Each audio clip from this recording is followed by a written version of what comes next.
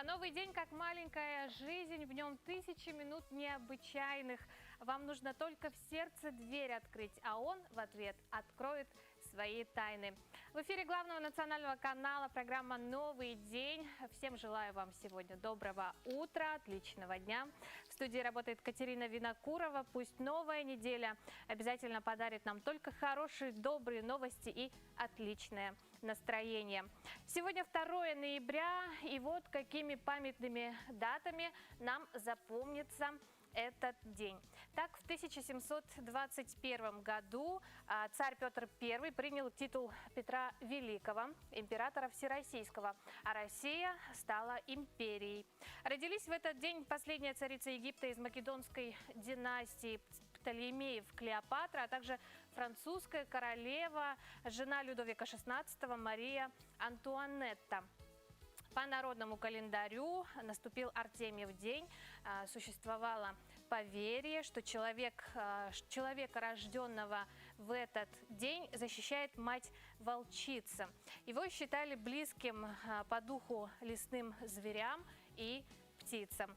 Если же в этот день, 2 ноября, родился кто-то из ваших знакомых, близких или друзей, вы традиционно можете поздравить их посредством нашего WhatsApp номера 8 914 279 2262. Ну а далее прогноз погоды на канале НВК Саха. По данным Якутского управления по гидрометеорологии и мониторингу окружающей среды, сегодня в центральных Улусах 6 часов утра температура воздуха составила минус 20, минус 31 градус. Днем ожидается минус 13, минус 22. В Заречье минус 23, минус 33 утром, днем минус 20, минус 27 градусов. В южных Улусах минус 20, минус 24 утром, днем минус 17, минус 20. В Вилюйских Улусах минус 17, минус 22 утром, днем минус 10, минус 15. А в Нижнеленских Улусах минус 21, 22 утром, днем до минус 20. В западных Улусах минус 15, минус 19, днем минус 11, минус 12 градусов. В Колымо-Индигирских Улусах минус 14, минус 25 утром, днем минус 14, минус 23 градуса. В Янских Улусах минус 21, минус 28 утром, днем минус 21, минус 26 градусов. В северо-западных Улусах минус 18, минус 22 утром, днем минус 15, минус 18 градусов.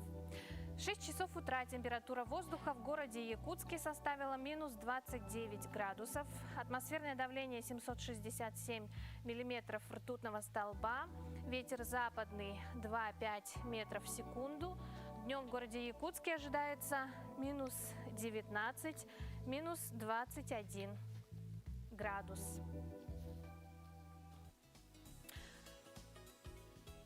Так, далее у нас гороскоп на понедельник, 2 ноября. Покажет он нам ваши стороны сильные. Более подробно с гороскопом мы для каждого знака ознакомимся после выпуска новостей.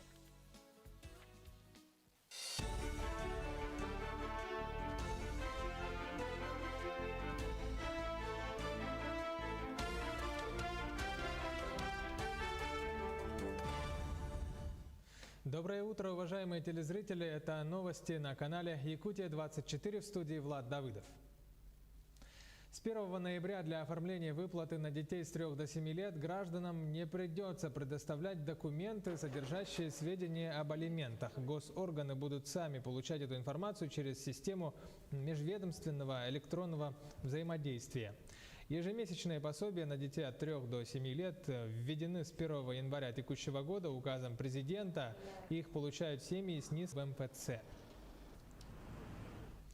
Медицинские и иные работники, оказывающие помощь больным с коронавирусом, а также занимающиеся диагностикой ковид, с ноября начнут получать социальную поддержку в зависимости от количества отработанных смен.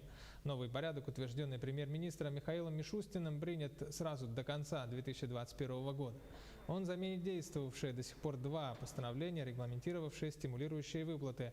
С 1 ноября таким образом выплаты будут производиться ежемесячно по сумме нормативных смен. Врачи, средний и младший медперсонал выездных бригад скорой помощи за смену будут получать 2430, 1215 и 950 рублей соответственно. Их коллегам, работающим в стационарных условиях и патологоанатомических бюро, оплата за смену установлена в 3880, 2430 и 1215 рублей.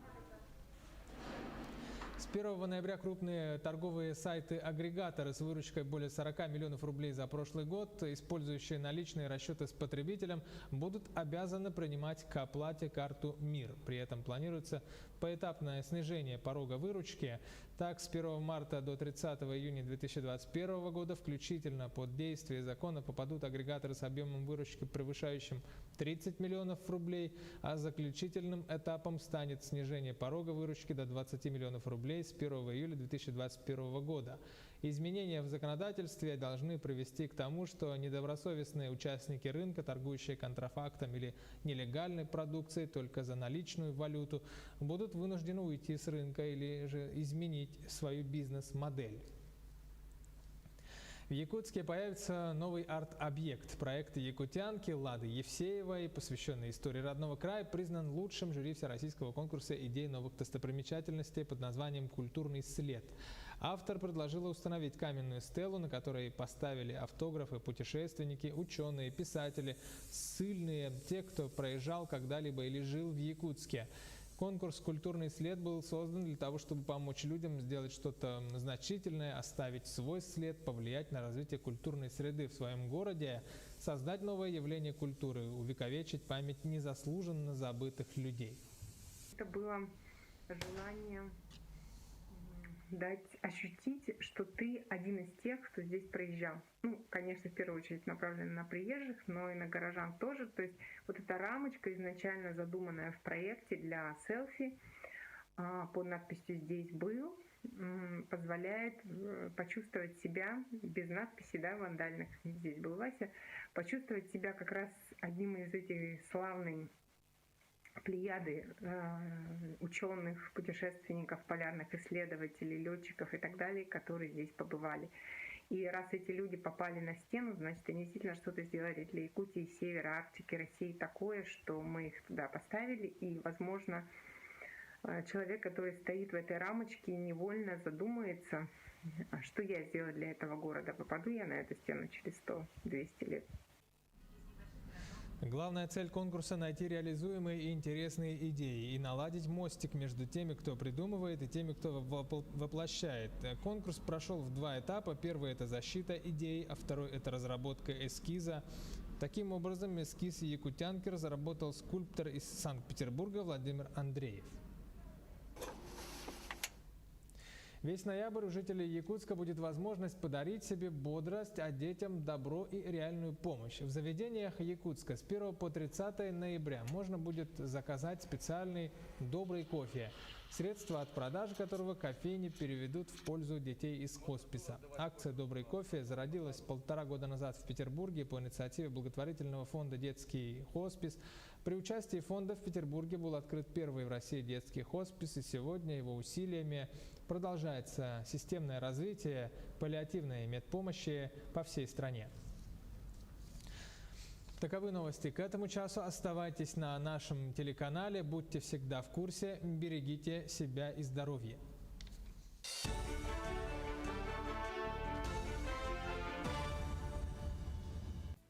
Спасибо коллегам.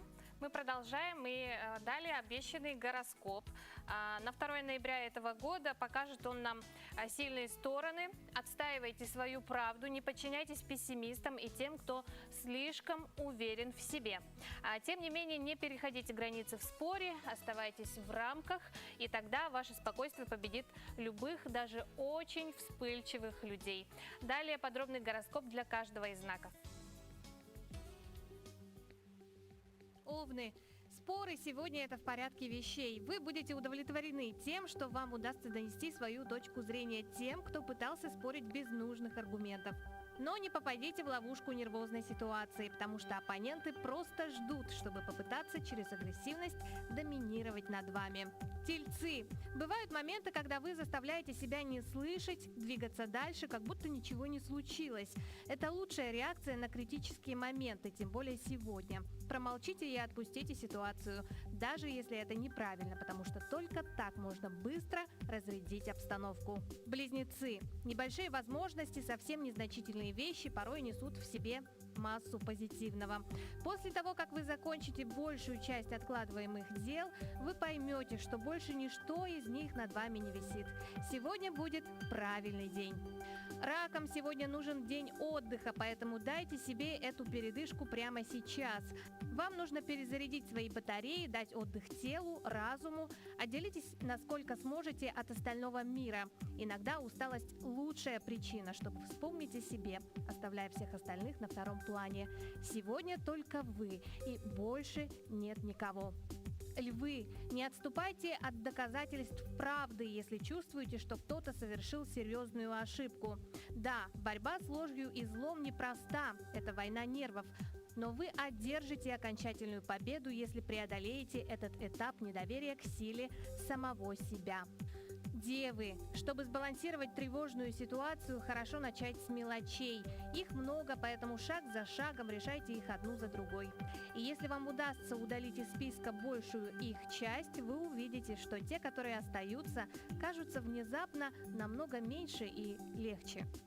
Весов что-то тревожит, не оставляет в покое. Вы можете поговорить с родителем или со спутником по жизни, чтобы узнать, что за беспокойство без причины. По возможности проведите день спокойно, без лишних переживаний за других. Все обретет баланс, как и должно быть. Скорпионам не надо заглядывать в соседний двор, когда у вас должна быть гордость за собственный двор. У всех, по сути, присутствует своя удача в этом мире с тем, что он знает лучше всего или имеет черты или характер. Поэтому будьте рады, что вы совершенны в чем-то своем. Вы уникальны. Стрельцы получат четкие доказательства дружбы от человека, с которым раньше не ладили. Может быть, даже человека, от которого вы не ожидали таких жестов лояльности. Теперь вы сможете рассчитывать на него как на себя. Козероги, используйте свое творчество с уверенностью и проявляйте смелость изобретать новые и новые решения. Не останавливайтесь на том, что говорят другие, что хорошо, а что плохо. Вы должны осмелиться пройти в область иллюзий, мечтаний, потому что там вы найдете исключительные идеи. Перед водолеями открывается новый.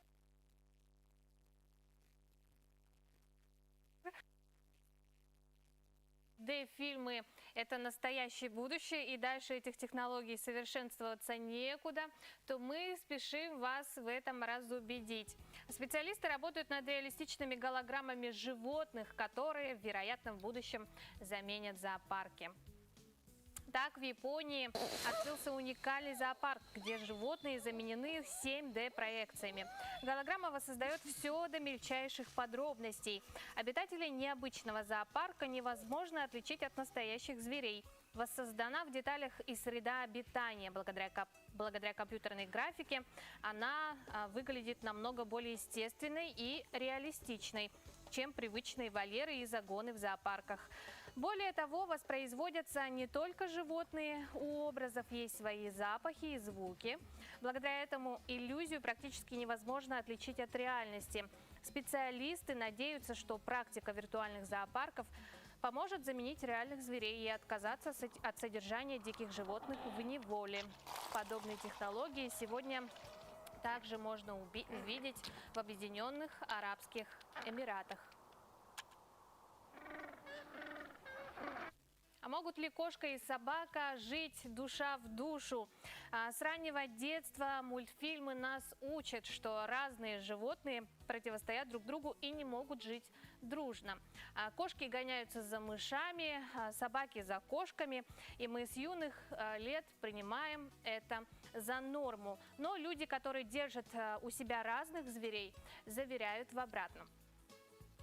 Примером служит этот котенок. Его вырастили собаки, и теперь он считает себя псом. Трехнедельный котенок был найден на улице в очень плохом состоянии, и люди думали, что у него почти нет шансов на выживание. Он был слабым, истощенным, ему все время было холодно, но котенку повезло, и он попал к владельцу собак породы хаски. Они относятся к тому типу собак, которые славятся своей добротой и отзывчивостью. Псы приняли малыша и стали заботиться о нем, как о собственном щенке. Хаски грели его, вылизывали и оберегали. Спустя время малышка, которой дали имя Рози, пошла на поправку и стала частью семьи. Сейчас она взрослая кошка, которая подражает хаски. Она росла вместе с ними, потому повторяет все за своими родителями. Кошка пытается даже лаять, ведет себя бесстрашно, гуляя на поводке вместе с собаками. Ну, конечно, хозяева Рози следят, чтобы ей было тепло на прогулке, и она не столкнулась с чужими собаками. Владельцы собак и кошки завели им аккаунт в Инстаграм, где 500 000 подписчиков сегодня следят за жизнью хаски и их детеныша Рози. На страничке появляются новые снимки и видео забавного семейства. А вся эта история рассказывает о доброте животных и их стремлении спасти ближнего. На этой прекрасной ноте мы уходим, прерываемся на небольшую рекламную паузу. Оставайтесь с нами.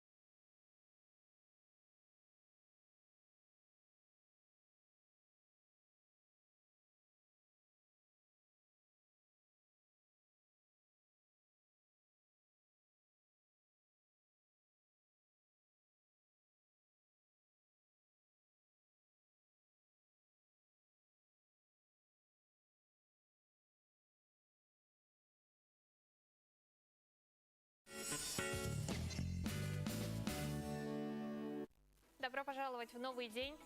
Напомню, что президент России Владимир Путин предложил продлить окончание срока действия программы льготной ипотеки с 1 ноября 2020 года по 1 июля 2021 года. Программа действительно очень эффективная, востребованная и показала себя как удачный инструмент антикризисной политики. Прямо сейчас с нами на прямой связи по скайпу специалист отдела управления недвижимостью и реализации программ акционерного общества «Специализированный застройщик» Республиканского ипотечного агентства Айталина Толбонова. Айталина, доброе утро. Айталина, доброе утро.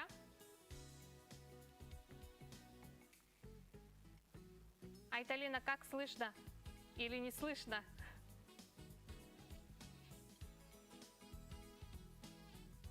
Так. Попробуем еще раз, Айталина.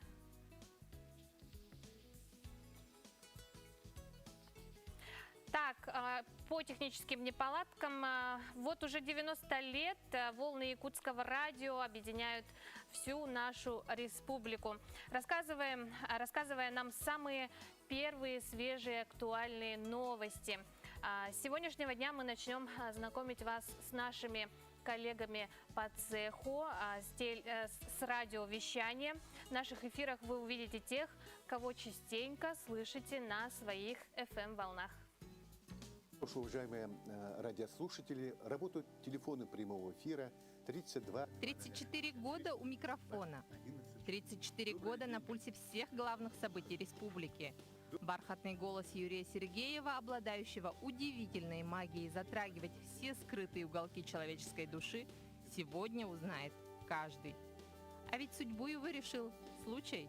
На углу кинотеатра «Центральный» стоял газетный киоск. И там я купил программу телерадиопрограмм, и там, значит, прочитал объявление о том, что проводится конкурс дикторов на русском языке, мужской голос. Вот. И я пришел сюда вот, в гости телерадио. Тогда я работал в агропроме. Вот. Сейчас в Министерстве сельского хозяйства, в общем отделе работал. И через неделю, буквально полтора, мне позвонили вот, с радиокомитета. Помню, тогда было очень жарко, душно, много было пожаров, дым такой стоял в городе Якутске, как обычно у нас летом бывает. Ну, я приступил к работе. И вот уже практически 34 года, на будущий год 35 лет будет, как я работаю вот, в НВК «Саха». Сменяются времена, развивается техника, но остается неизменным одно. Ежедневно, ежечасно творческий коллектив находится в поиске интересных идей и материалов для своих слушателей. Юрий Николаевич сегодня является редактором и ведущим информационно-политических программ. Ежедневные прямые эфиры – это будни радиожурналиста. Действительно, в то время техника была не очень такая, скажем, да, по тем меркам современная, но тем не менее эти пленки, эти монтажи, стоя на ногах, часами мы стояли, да, работали, эти наши репортеры. Вот, ну, много были в командировках, приезжали сюда и буквально оперативно делали эти репортажи. Сегодня у нас уже такие миниатюрные диктофоны, магнитофоны уже мы. И наш монтаж мы уже проводим у себя в кабинете, никуда не обращаясь к техникам, а сами вот на компьютере, у нас там. И мы действительно уже как-то благодарен своей судьбе, что меня вот моим наставником, первым учителем была Кривошапкина Бессонова Светлана Михайловна. Она вот до сих пор сейчас на заслуженном отдыхе возглавляет вот, Совет ветеранов НВК «Саха». В этом году Якутское радио отмечает 90-летний юбилей, и сложно представить нашу жизнь без него. Дома и на работе, в машине, в дороге, на отдыхе наш верный спутник – радио НВК «Саха». С юбилеем, дорогие коллеги! Всем нашим ветеранам, чтобы они всегда находились в ряду, не болели в этот сложный период времени, когда пандемия у нас на улице, чтобы держались также мужественно. Вот. А молодым коллегам. А на данный момент в Якутии идет процесс ледообразования. В связи с этим возрастает риск происшествий, связанных с выходом граждан на неокрепший лед. В целях обеспечения безопасности людей на водных объектах инспекторами состава центра ГИМС регулярно проводится патрулирование и мониторинг водных объектов республики в период ледообразования. Сегодня в нашей студии руководитель отделения номер 2 Центра ГИМС Главного управления МЧС России, старший государственный инспектор по маломерным судам Александр Орлов. Александр, снова доброе утро. Доброе Очень утро. рады видеть вас в нашей студии.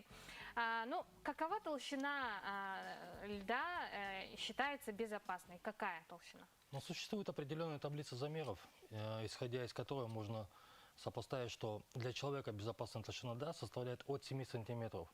Но тут стоит уточнить, что это не является лед, который образовывается естественным ледообразованием. Это не талые воды, это не лед, который у нас сейчас идет в период ледостава, потому что этот лед ледостава, он тоже считается опасным. в нем очень много трещин и разломов. Мгм. А вот замеры, они как часто проводятся? Инспекторами ГИМС делаются у нас замеры ежедневно, но делаются они на тех или иных водных объектах, которые требуют более пристального внимания. Это те объекты, по которым, возможно, скоро должны пойти люди, либо уже бегают, там пытаются перейти. И чтобы избежать или контролировать тот или иной водный объект, мы ежедневно сделаем замеры на определенных водных объектах. Мгм. Ну а в зоне риска кто чаще всего находится? Наверняка это дети, да? Ну, дети, да, ну Рыбаки. и самые первые люди, которые у нас появляются на льду, это, конечно, и рыбаки. Это самый тот класс людей, которых, можно сказать, чем угодно, не предупреждая, что им не говори, они всегда будут первые на льду. Но, как правило, эти люди, они и более ответственно относятся к этому подходу. Они не просто выходят там со снастями, некоторые уже идут с определенным спасательным инвентарем. Были люди, что выходили на первый лед уже с определенным, грубо говоря, аварийным кейсом, который является плавучим. В случае, даже если он провалится, он останется на плаву благодаря этим кейсам. Мгм. А что делать, если вот человек провалился, да? Страшно, конечно, представить, но тем не менее, какие действия? Ну, если вы стали свидетелем или кто-то из наших зрителей стал свидетелем такого случая, в первую очередь надо незамедлительно это позвонить в службу спасения МЧС России. Ну, по номеру 112, его знают все. И четко и прямолинейно сказать, кто вы, где вы, что вы наблюдаете. После этого, в принципе, можете следовать указаниям диспетчера, который будет вам направлять вас в ваши действия. И до приезда той или иной бригады, которая будет вам отправлена, это будет либо служба спасения, либо, опять же, сотрудники ГИМСа. Вариаций много, в зависимости от того, где случилось данное ЧП. И исходя от этого уже надо будет плясать. Там уже у вас остается время на его спасение, либо не спасение, потому что зачастую бывает, что не мешать процессу спасения лучше, чем бежать, сломя голову, спасать человека. А если сам человек провалился? Но есть определенная методика, Так. как вылазить. Мы ее, в принципе, начиная от самого садика, кончая институтами, мы объясняем, что это, если вы провалились, в первую очередь надо не паниковать, визуально кинуть глазами берег, куда вам надо идти, раскинуть руки, Да. Мгм. выползти, перекатиться от того места, где вы провалились, встать на ноги, и тут возникает вопрос, куда идти. Идти продолжать маршрут, по которому мы шли, это ни в коем случае не стоит делать, стоит только развернуться и идти обратно. Потому что мы же как-то до этого места дошли, мы знаем, что лед крепкий. Даже несмотря на то, что он до берега остается метров 10, лучше вернуться обратно. Обязательно в том же направлении, откуда Да. пришли, да? И бегом в самое теплое место, которое только есть. Машина, остановка, дом, все что угодно. Останавливайте, кричите, я провалился. Вам помогут. Мгм. Ну вот если мы спасли человека, да, первая помощь какую необходимо дать? Первая помощь – это максимально доступно поделиться с ним теплой одеждой. Либо дать ему шапку, либо дать ему свою теплую куртку. Максимально его как-нибудь обуть, одеть, чтобы он сохранял в себе теплее. И вместе с ним, ну, это сделать надо так, чтобы самому при этом не замерзнуть. И вместе с ним бежать, опять же, до любого теплого места. И в процессе с этого разговаривать с человеком. И, соответственно, самую главную вещь какую надо греть? Как вы мне скажите? Что? Какую вещь в первую очередь надо отогревать человеку? Не Голову. знаю. В Голову. первую очередь голову, да. То бишь нам максимально надо будет сделать так, чтобы голова у человека не замерзла. И так окутать Так. ее шарфом, накинуть на нее шапку, либо надеть на него капюшон. Голова – это самое главное. Мгм. А можно ли как-то на глаз определить, безопасен ли лед человеку обычному? Вот, опять же, мы возвращаемся к нашим 7 сантиметрам. Если мы начнем с вами ломать лед, смотреть, 7 не 7, там кинули камень, он лед не пробил, значит можно идти. На самом деле это еще усугубляет наш переход по данному льду. Потому что если мы кидаем камни, мы можем и не пробить лед, но тем самым сделать трещины, после которых, наступая на лед, мы можем провалиться. Есть определенные, опять же, методики, это смотреть на цвет льда. Но цвет льда, опять же, зависит от глубины этого места, либо от самого водного объекта, будь то озеро, либо река, либо протока. Все равно я рекомендую настоятельно переходить только там, где есть официальные знаки. Знаки такие будут выставляться, внимание, переход, либо здесь переход возможен. Если стоит знак по льду ходить запрещено, или здесь переход невозможен, ни в коем случае не касайтесь, не идите на этот водный объект. Александр, ваши пожелания нашим телезрителям? В первую очередь объясните своим и своим чадам о том, что переходить в этот период по льду категорически запрещено. И самое главное, берегите себя от таких происшествий. Спасибо. Надеюсь, ваши рекомендации помогут сохранить нам жизнь нашим детям, и все будет хорошо. Спасибо вам за участие в нашем эфире. Отличного дня, плодотворной работы. в вашем нелегком труде. Спасибо. Ну а далее у нас небольшая рекламная пауза. Оставайтесь с нами.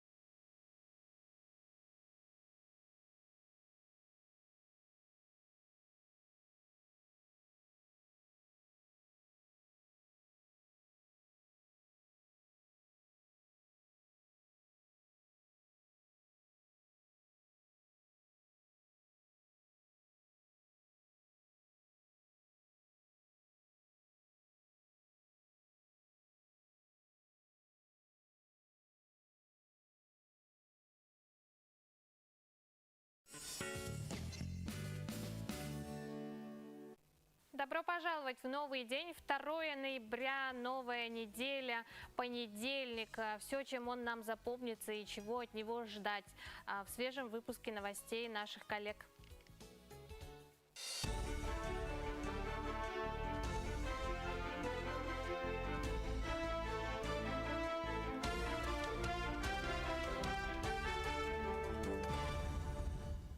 Доброе утро, уважаемые телезрители. Это новости на канале Якутия-24, в студии Влад Давыдов.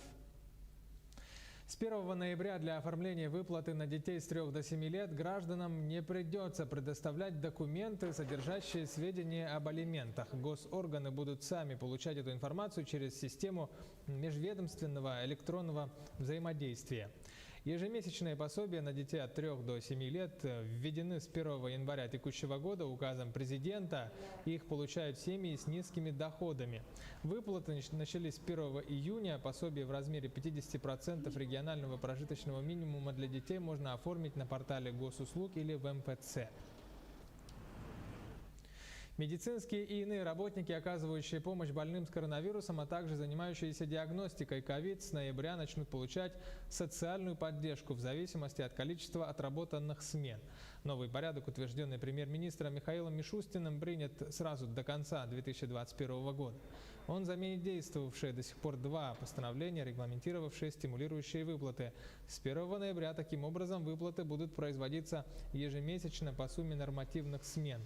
Врачи, средний и младший медперсонал выездных бригад скорой помощи за смену будут получать 2430, 1215 и 950 рублей соответственно. Их коллегам, работающим в стационарных условиях и патологоанатомических бюро, оплата за смену установлена в 3880, 2430 и 1215 рублей. С 1 ноября крупные торговые сайты-агрегаторы с выручкой более 40 миллионов рублей за прошлый год, использующие наличные расчеты с потребителем, будут обязаны принимать к оплате карту МИР. При этом планируется поэтапное снижение порога выручки. Так, с 1 марта до 30 июня 2021 года включительно под действие закона попадут агрегаторы с объемом выручки, превышающим 30 миллионов рублей, а заключительным этапом станет снижение порога выручки до 20 миллионов рублей с 1 июля 2021 года. Изменения в законодательстве должны привести к тому, что недобросовестные участники рынка, торгующие контрафактом или нелегальной продукцией только за наличную валюту, будут вынуждены уйти с рынка или же изменить свою бизнес-модель.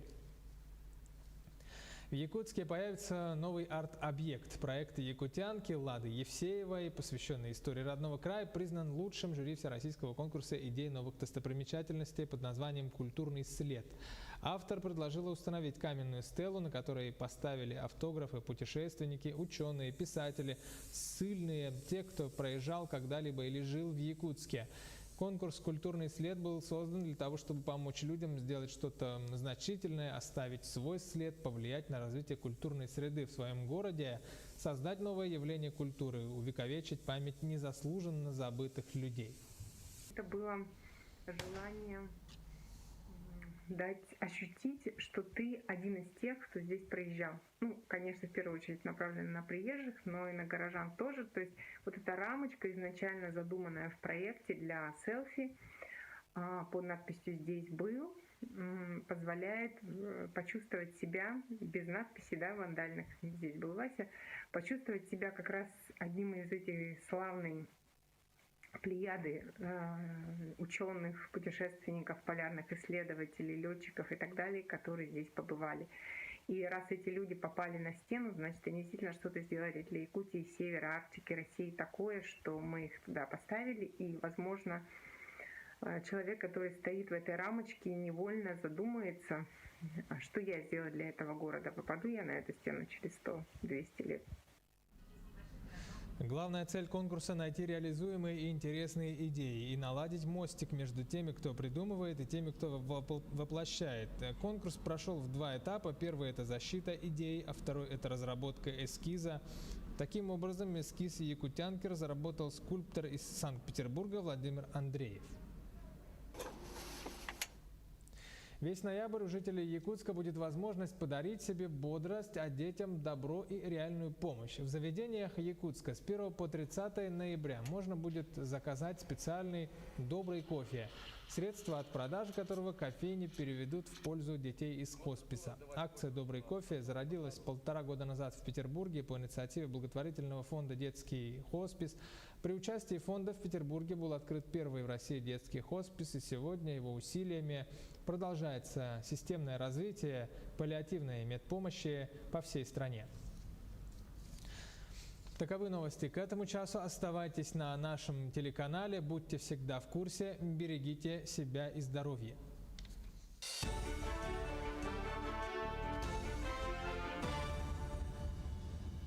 Спасибо коллегам. Мы продолжаем наш эфир. И к этой минуте я рада зачитать сообщения, которые приходят на наш WhatsApp номер. Хорошо. Отлично. Зинаида Семеновна, мы периодически в наших эфирах говорим о деятельности центра, да? Как на сегодня обстоит ситуация? Продолжается ли работа в онлайн-режиме? Как вообще идет работа? Да, конечно, мы все были как бы потерянности весной, когда вот эта пандемия началась, но стало понятно, что не можем собираться и не можем наши традиционные занятия провести. И быстро мы переделали нашу программу реабилитации. И вот с 19 мая и до сих пор мы проводим дистанционную реабилитацию. И по 2 недели к нам вот записываются, и родители наши, соратники, молодцы, по 120 детей получают дистанционную реабилитацию. Туда мы предусмотрели по возможности практически все занятия, которые мы проводим. Там внизу. Какие уроки проходят в онлайн-режиме? Мы вот как раз сейчас видим кадры, да? Какая-то игровая форма. Да, у нас как-то вот отличить, у нас не уроки, у нас реабилитационные занятия. Да? У нас нет образовательной деятельности, мы обучаем детей и их семьи, как вот социализироваться и жить нормальной жизнью. И идут и также как вот по развитию ребенка, развитие речи, вспомогательные к развитию речи, та же фонетическая ритмика, музыкальная стимуляция, ну и также социально-бытовая адаптация.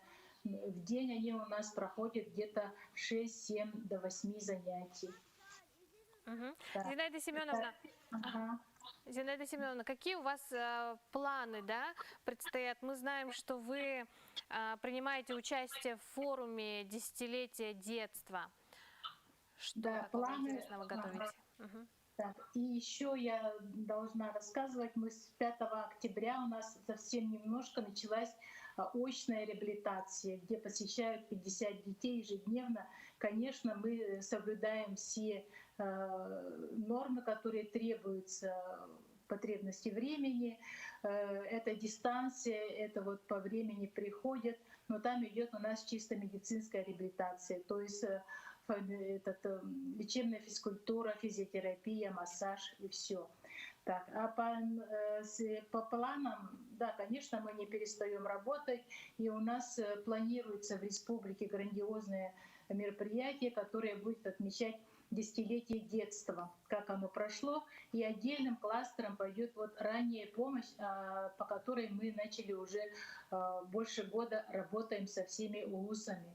Конечно, вот это нам очень помешало в нашей работе, но тем не менее, вот 4-го мы со своими коллегами с улусов соберемся и будем говорить, как будем в этом кластере все участвовать и как дальше будем работать.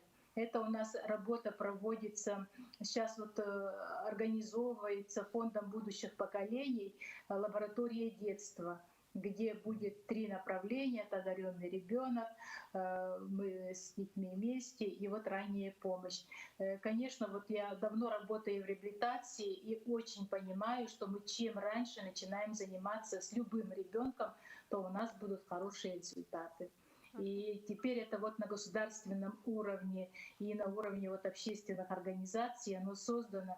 И очень хорошо, когда вот только ребенок родится, даже если есть какие-то риски, подозрения до родов, то уже мы можем начинать работать с родителями. Мгм. Зинаида Семеновна, давайте напомним родителям, да, тем, кто нуждается в помощи, как можно записаться в ваш центр. Да, наш центр традиционно мы ничего не меняли. Это через управление социальной защиты можно записаться, и там дадут все наши контакты, как выйти на эту дистанционную реабилитацию. И также вот городских жителей или близлежащих улусов и имеющих возможность можно отправить на эту очную реабилитацию, но там мест очень мало, так как надо соблюдать все меры. И кроме того, еще можно обратиться к педиатрам, участковым педиатрам, где прикреплен ребенок. И по обязательному медстрахованию ребенка тоже отправят к нам на реабилитацию. Зинаида Семеновна, спасибо вам за подключение. Удачи вам в работе. Я думаю, мы еще не раз с вами встретимся в нашем эфире. Отличного вам дня сегодня. Но мы продолжаем. В ритме современной жизни очень важно находить минутку для себя. Отдохнуть и перезагрузить свой мозг. Как это сделать, не потратив много сил и времени? Мы знаем. Чем выше скорость движения в современном мире, тем сложнее найти время, чтобы обратить внимание вовнутрь. Как часто в течение дня вы обращаетесь к себе, к своим ощущениям в теле, к чувствам, к творческой части, к своему источнику? Арт-медитация – это медитация, которая создается посредством изобразительного искусства. Многие художники современные, отходя от реалистичных форм окружающего мира, они как бы переходят такое вот, они в поиске эмоций, там, в поиске там, в каких-то квантовых измерениях. И тут они обращаются как раз вот к интуитивному подходу. И многие абстрактные картины как раз так и создаются. Между выполнением домашних работ я как-то брала листочек, там чирикала чего-то, какие-то линии у меня получались. Потом я в этом замечала образы, мне хотелось это закончить, увидеть, что в итоге получится. Я меняла волны мозга, то есть он у меня как бы перенастраивался. За счет этого, говорят же, когда хотите отдохнуть, меняйте свою деятельность. Самая обычная бумага, карандаш и ручка. Материалы, которые найдутся у каждого. Минимум временных и материальных вложений. Вдох-выдох, закрываем глаза, волны мозга переходят в тета-состояние, тут же, мгновенно. и человек ведет карандашом по формату. Чем больше этих каракулей или линий, тем лучше, потому что в поиске образов как бы есть из чего выбирать, есть из чего составлять потом, да. Вот, и примерно я рекомендую вводить карандашом около минуты. Желательно по центру бумаги. Вот, и затем открываем глаза, ищем образы, и уже вот среди этих каракулей находим то, на что вот у нас откликается вообще. Я внедряю данную технику для ребят с целью развить у ребят как вот такой творческий подход, не бояться, и что в творчестве вообще понятия ошибки не существует. 5 минут творческой медитации, и снимется эмоциональное напряжение. Вы вновь готовы покорять мир. Будьте ближе к самому себе.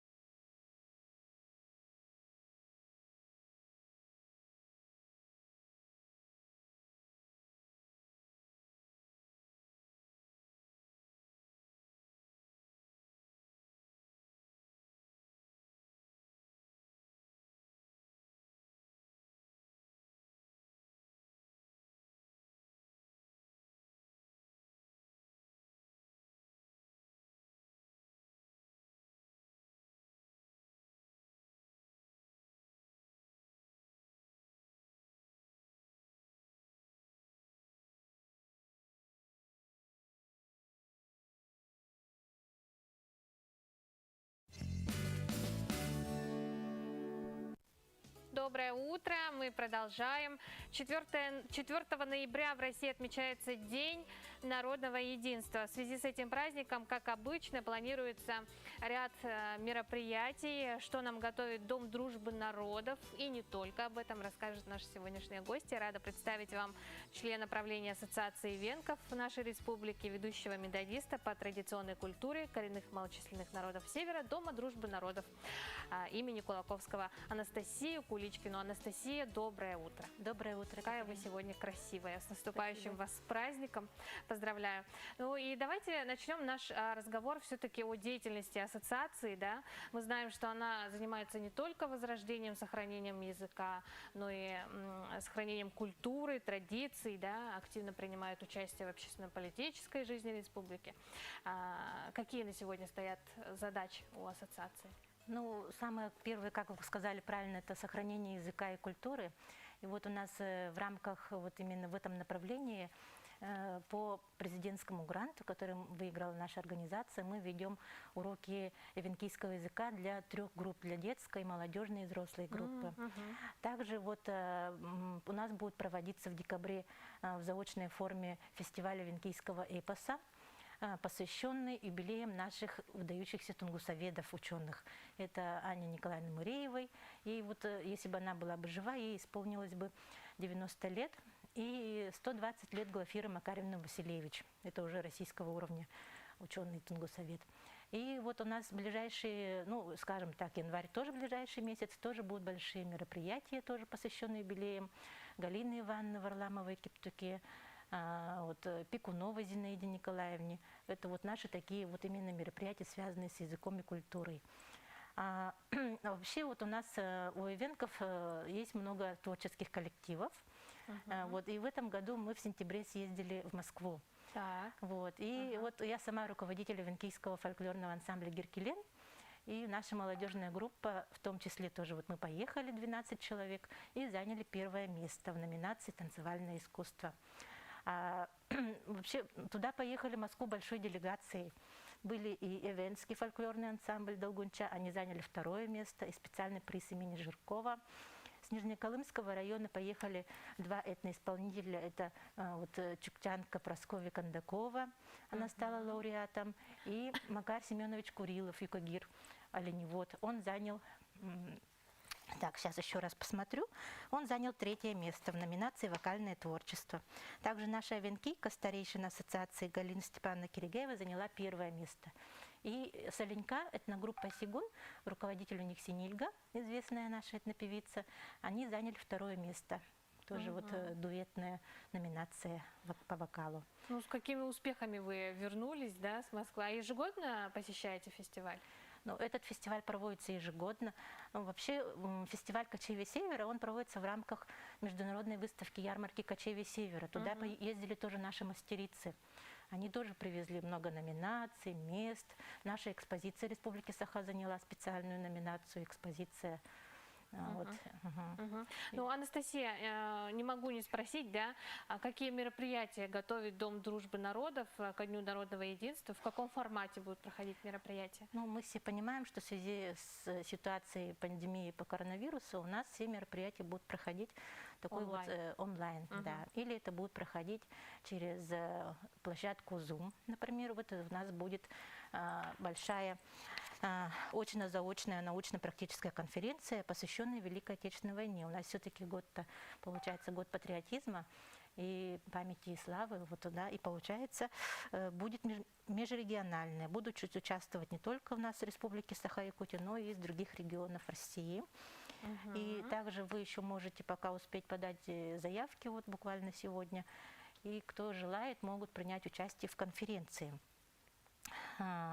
Будут концерты поздравления с участием творческих коллективов не только нашей республики, но также других регионов. Также приглашаем вас всех на этнографический диктант, который можно будет пройти на сайтах. На сайте www.miretno.ru. И в 12 часов 4 ноября прошу всех молодежи присоединиться к молодежной патриотической акции «Россия – это мы». И у нас на сайте Дома дружбы народов уже много информации. У нас вышла уже фотовыставка «Многоликая Якутия». Выйдут на днях урок межнационального общения «Россия, Родина моя», урок гражданственности «Подвиг во имя страны». Сообщение, которое пришло к нам на WhatsApp. Поздравляем Алену Афанасьевну с 50-летием. Желаем самого доброго, светлого, с наилучшими пожеланиями Лена и Мария из города Среднеколымска. Поздравляем Алену Афанасьевну. Привет Среднеколымску. На этом я с вами прощаюсь. Далее наш эфир продолжит якутский блок. Слово передаю коллегам Пелагее Буртаховой и Алексею Лукину. Ну а с вами увидимся уже завтра.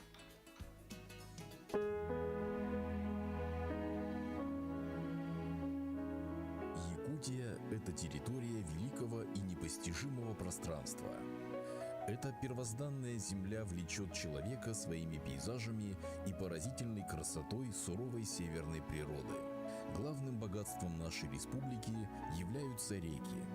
Это настоящие сокровищницы, затаившие в своих водах многообразие рыб. Федеральный закон о любительском рыболовстве и внесении изменений в отдельные законодательные акты Российской Федерации вступил в силу с 1 января 2020 года. Новая трактовка закона регулирует организацию любительского и спортивного рыболовства. Суть закона состоит в том, что рыболовство осуществляется на водных объектах общего пользования гражданами Российской Федерации свободно и бесплатно. На территории Республики Саха-Якутия суточная норма вылова регламентируется правилами рыболовства для Восточно-Сибирского рыбохозяйственного бассейна. На территории республики для каждой группы районов установлена своя суточная норма. Также с 1 января 2020 года в силу вступили правила учета рыболовных сетей и их обязательной поштучной маркировки, которые осуществляют территориальные органы Федерального агентства по рыболовству. Учету подлежат все сетные орудия, используемые для любительского рыболовства в районах Севера, Сибири и Дальнего Востока. Запрещается добыча водных биоресурсов с применением сетных орудий добычи в водных объектах рыбохозяйственного значения, за исключением добычи на рыболовных участках, предоставляемых для организации любительского лова, на участках водных объектов, указанных в приложении номер 3 правил рыболовства для Восточно-Сибирского рыбохозяйственного бассейна и на изолированных Карасевых озерах, не имеющих гидрологической связи с рекой и не предоставленных под рыболовные участки. Вне рыболовных участков запрещается применение сетных орудий. Разрешены только крючковые снасти, спиннинги летние и зимние удочки, закидушки и так далее с общим количеством крючков не более 10 штук у гражданина. С полным списком разрешенных орудий можно ознакомиться в правилах. Реки влияют на все сферы человеческой жизни. Вокруг них история и культура народов республики. В наших силах сберечь реки и их обитателей.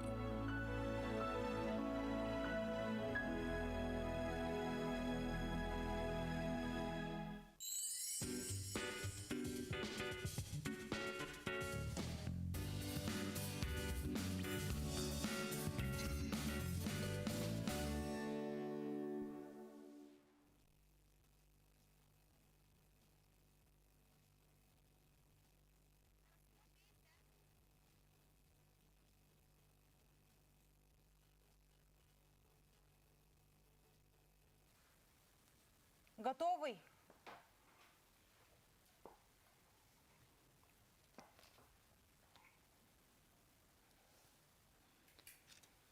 Вопрос подбацавайте, да?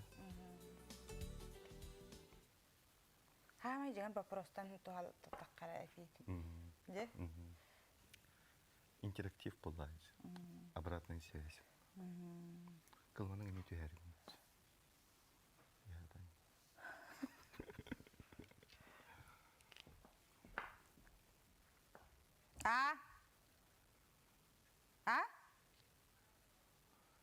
Текст бында. Үтү сырданан сахабыт сирин жана хергете туру. Аха.